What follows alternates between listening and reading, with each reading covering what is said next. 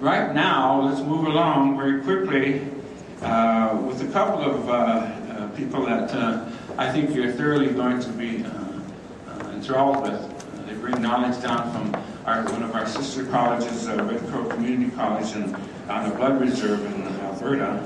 And I'd like to introduce both these gentlemen, have them come up. One said the prayer this morning. Narcissus Blood is the director of the Learning from Place Bundle and Project of the Canadian Aboriginal Learning Center.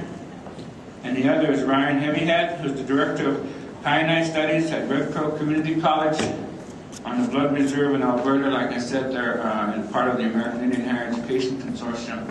So I'd like those two gentlemen to come up and just give them some encouragement and listen to what they have to say.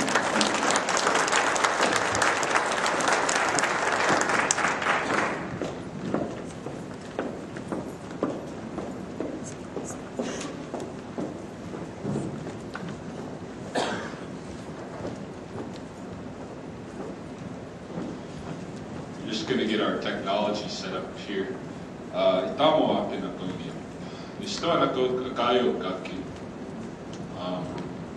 It's up in some Ryan Heavyhead.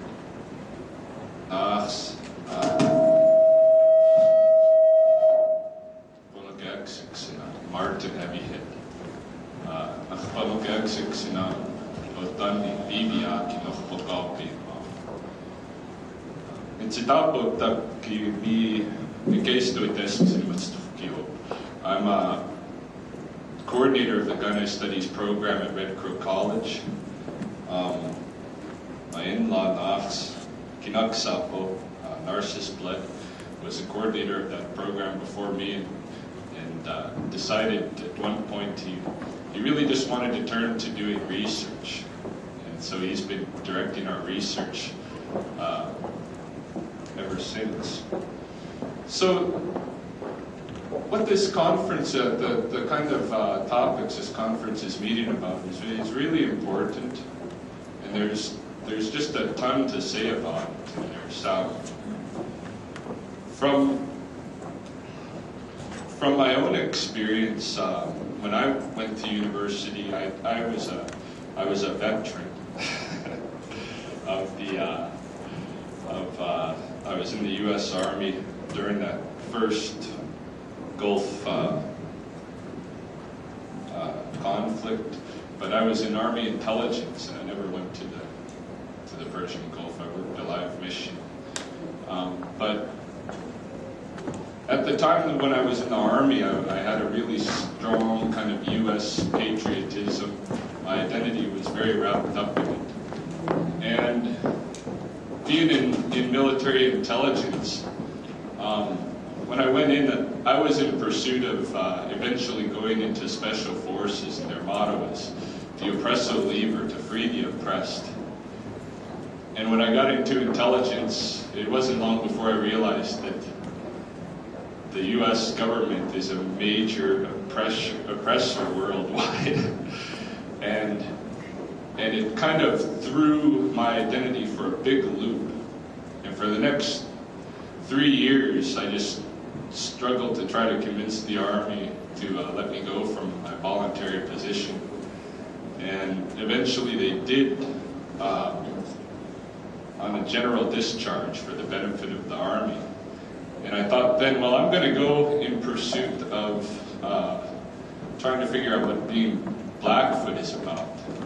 When I was raised, my brother and I were always told, you guys are Blackfoot. My parents always told us, you're Blackfoot. And there was this kind of story, maybe one day we'll move to Montana to the Blackfoot Reserve and kind of go back to those roots. But that was about the extent of knowing what that identity was about. And when I had that disillusionment in the Army, that's when I decided really I'm going to get rid of that identity as a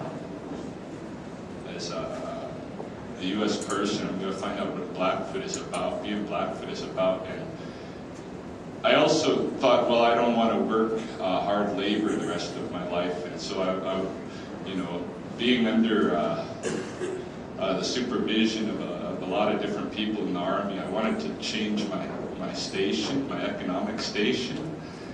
And so I thought, well, I have to go to school, and I have to figure out what being Blackfoot is about. And so I hitched a ride from Fort Polk, Louisiana, up to Boston, Massachusetts, and I thought, well, if you're going to go to school, that's where you go. And I went in, and I didn't have good grades in high school, so I went to the University of Massachusetts in Boston, who pretty much would allow anybody in who has graduated from high school.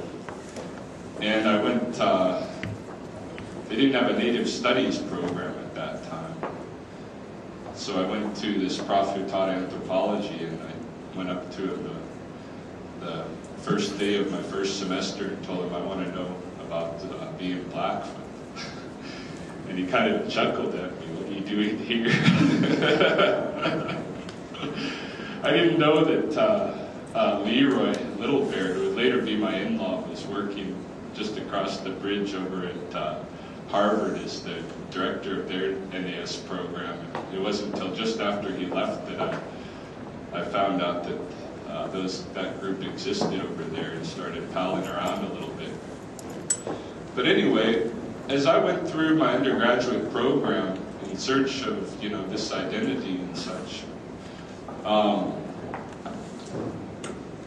my professor who was helping me out, he kind of gave me guidance so that I can include everything that I could possibly find in terms of literature on Blackfoot history and culture and such into my undergraduate, the 4-year program.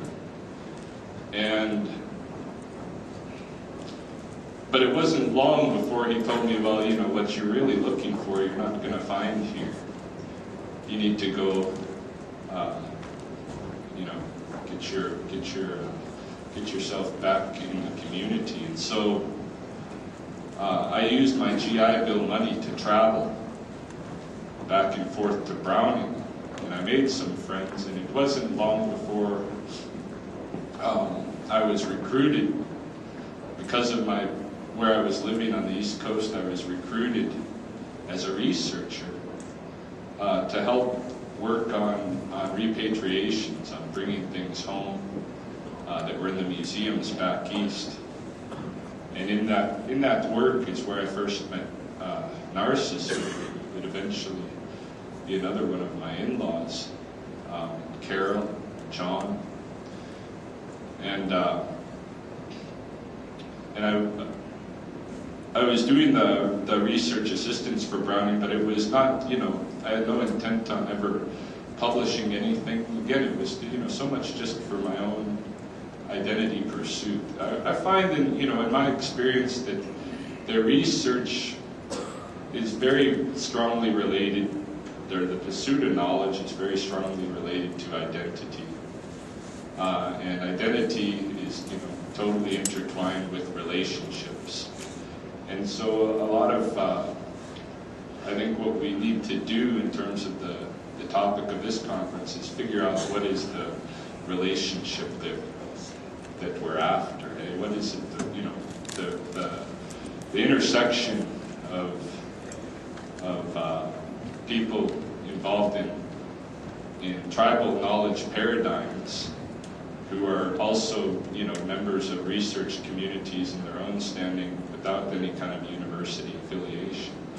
The relationship between them and researchers in the community is what really needs to be worked out. Why is this relationship being pursued? What kind of identity aspects are we seeking through it? What's the role that we're looking for? And so today we're going to talk about not about being knowledge keepers and guardians and this kind of a thing, because I don't know what that means.